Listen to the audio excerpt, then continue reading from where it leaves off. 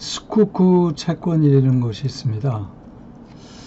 먼저 이슬람법에 따르면은 이자를 금지하고 있어요. 그래서 실물 자산을 매매하거나 리스 계약에 따라 이자를 금지하기 때문에 그걸 회피하는 방법으로 이런 그 편법을 쓴다는 거죠. 실물 자산 매매 또는 리스 계약에 따라 수수료를 지급하는 방식으로 대신하고 있다. 이자를 지급하면 안 되기 때문에. 그 다음에 이제 비도덕적 상품이나 서비스에 대해서 투자를 금지하고 있기 때문에 도박, 술, 돼지고기, 무기, 담배 등을 취급하는 기업에는 투자하는 것도 금지고 채권 형태로 돈을 빌려주는 것도 안 됩니다. 그 다음에 이제 투기 목적이거나 불확실성을 수반하는 계약을 또 그 율법에서 금지시키고 있기 때문에 이 파생 금융상품 거래가 투기 목적으로는 원칙적으로 금지되어 있어요. 그래서 이런 것들을 샤리아라고 하는 이슬람 그 코란에 의한 법에 따라서 샤리아 위원회를 만들게 되어 있고 그 돈을 빌려주고 빌려올 때 그 상품이나 절차가 샤리아 그 율법에 적합한지를 샤리아 위원회에서 판단해서 승인을 해야 합니다. 그리고 통상 이 샤리아 위원회는 채권을 이제 통과돼서 발행을 하는 경우에도 그 수익의 2.5%는 자카드라는 이름으로 자선단체에 기부하게 되어 있어요. 그래서 좋은 일을 하는 것 같지만 또 한쪽에서는 이 2.5%의 기부가 테러 단체로 흘러 들어간다고 이제 의심을 받기도 하죠. 그 수쿠크 채권이라고 하면은 이슬람 채권법을 다른 말로 수쿠크 법이라고 합니다. 그래서 이제 이자를 못 받게 되어 있으니까 이제 편법으로 어떤 식으로 하면, 예를 들어서 A가 100만 원을 빌리려고 하고 그걸 위해서 이슬람 채권을 발행한다고 해보자고요. 그러면 그냥 일반 채권 같으면은 A가 채권을 발행해서 매달 뭐 10만 원씩 1년간 이자를 주고 B한테, 그 다음에 1년 될 때 원금 돌려주면 되죠. 그런데 이거는 이제 일반 채권법에 그 통용되는 방법이고, 이슬람 채권으로는 그게 허용이 안 되니까 이거를 대신하는 방법으로 A가 100만 원짜리 건물을 B한테 팔고 1년 후에 다시 되사니까 환매 조건부, 뭐 우리 책 RP 같은 거랑 비슷한 거죠. 일단 건물을 팔고 1년 후에 다시 되사는 거예요.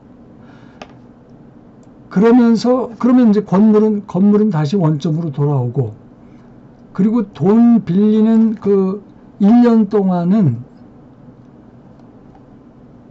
임대료 형식으로 A가 B한테 매달 10만 원 주는 형식으로 하면은 실질적으로는 그 임대료가 이자 비용임에도 불구하고 이슬람 그 율법을 이렇게 피해간다 이거죠. 근데 이제 문제는 건물을 지금 팔고 또 나중에 되사면서 세금을 내야 돼요. 팔 때는 양도소득세를 내게 되고, 살 때는 취득세, 그 다음에 등록세, 이런 세금을 내는 것이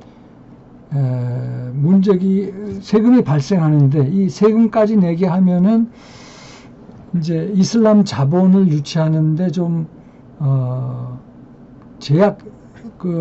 문제가 되니까 스쿠쿠법을 국내에서도 통과시키자고 했던 그 스쿠쿠법의 핵심은 이렇게 건물을 사고 되파는 과정에서 세금이 발생하는데 이거를 감면시켜 주자는 겁니다. 그래서 이슬람 자본을 더 유치하자는 거예요. 그렇게 됐을 경우 스쿠쿠 채권의 구조는 돈을 빌리는 사람이 자산을 매각, 부동산 같은 거 매각을 한다고 그랬잖아요. 그러면 이걸 기초로 스쿠쿠 채권을 발행해서 스쿠쿠 채권 그 대금이 들어오면 그게 차입자한테 가고, 그렇지만 자산 매각한 거에 대해서는 리스로 그 차입자가 쓰는 형태로 해가지고 리스료를 지급한단 말이에요. 그러면 그게 이자 비용으로 그 돈 빌려준 채권자한테 흘러 들어가고, 만기할 때는 거꾸로 그 매각한 자산을 되사오면서 그 매각대금 원금 지불하듯이 그 매각대금을 차입자가 지불을 하면 그게 만기시 원금 지급하는 형태로 돈 빌려준 채권자한테 흘러 들어간다는 거죠. 그래서 뭐 비슷한 얘기인데, 탭 리드라는 채무자가 SPC를 이제 만듭니다. SPC를 보통 뭐 케이먼 아일랜드라든지 뭐 버뮤다 같이 세금 안 내는 곳에 만들죠. 그래가지고 자산을 매각하면서 SPC가 그 자산을 실질적으로 관리하게 하는데, 그 스쿠쿠 채권을 발행하면 돈이 들어오고 이 돈으로 그 매각한 자산을 되산 의 주인은 이 스쿠쿠 채권을 산 사람이 되겠죠. 그렇게 하는 게 이제 1번 캐시플로우고, 여기서 1번 캐시플로우가 이제 그거고, 그 다음에 이제 리스 계약을 맺어서 이 돈 빌려온 사람이 계속 리스 임대료 내듯이 리스 비용을, 리스 페이먼트를 지불하는 식으로 해서 그 돈이 이자 비용이지만 그 임대료 식으로 해서 일로 또 흘러 들어가야죠. 그게 3번, 4번 얘기고, 그 다음에 이제 만기가 왔으면 그 매각한 자산을 되사고 그 대금을 지불한 것이 이제 원금 형태로 다시 그 채권자한테 흘러 들어가는 얘기가 이제 마지막 얘기인데, 이와 같은 스쿠쿠 채권이 하여튼 국내에서는 그 이명박 정부 때 이제 이런 얘기가 있었던 것 같은데요.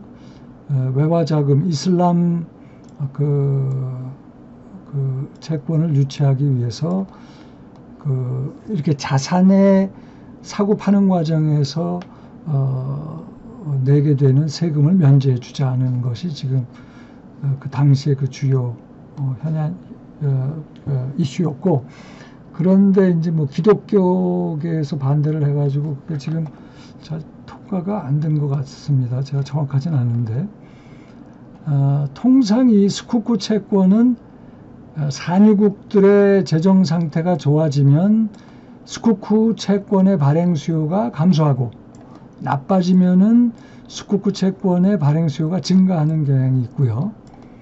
비이슬람 국가 중에서는 영국에서 제일 먼저 스쿠쿠 채권을 발행했다고 그래요. 그 이후에 영국, 홍콩, 남아공화국 등에서 스쿠쿠 채권을 발행을 했고, 전 세계 스쿠쿠 채권을 주로 발행잔액의 절반 이상을 발행했던 나라가 말레이시아입니다.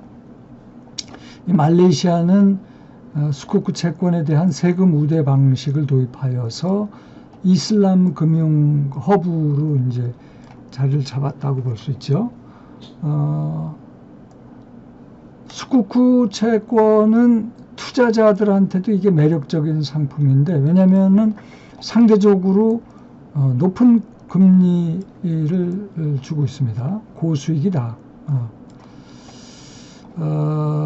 이것도 2017년 기준으로 대략 US 달러 328 billion이니까 이것도 뭐 한 35조, 40조 가까이 된다고 보겠죠. 이것도 뭐 50조가 넘었다는 얘기도 있고 하여튼 뭐 그렇습니다.